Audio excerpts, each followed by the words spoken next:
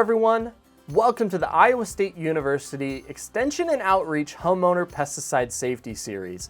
My name is Evan Alderman with the Iowa State University Pesticide Safety Education Program, and today we're going to talk about the difference between pre-emergent herbicides and post-emergent herbicides.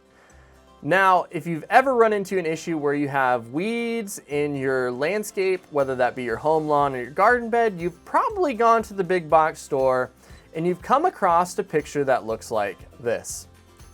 How in the world do you choose which herbicide is right for that specific weed? We're going to try to answer that today. How do you choose and apply these products safely? You may ask yourself, well, what's the difference between product A and product B?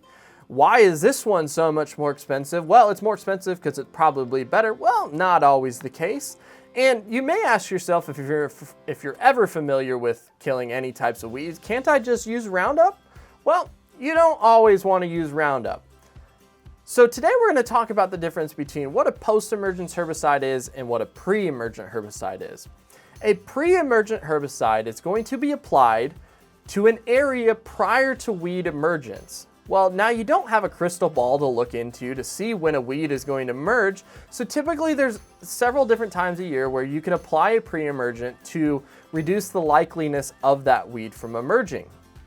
Let's take crabgrass for example. Crabgrass we know is going to germinate around 55 degrees soil temperature. So if I wanted to apply a pre-emergent to reduce the likeliness of crabgrass emerging in my lawn, I would want to apply that pre-emergent herbicide prior to soil temp hitting 55 degrees.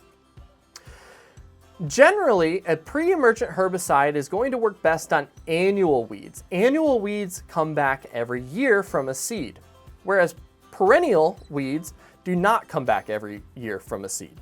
Now, the difference between a pre-emergent and a post-emergent is a post-emergent herbicide is applied to weeds after they have emerged. So let's say, for example, you didn't get that pre-emergent herbicide out for your crabgrass, and now you have crabgrass that you want to get rid of.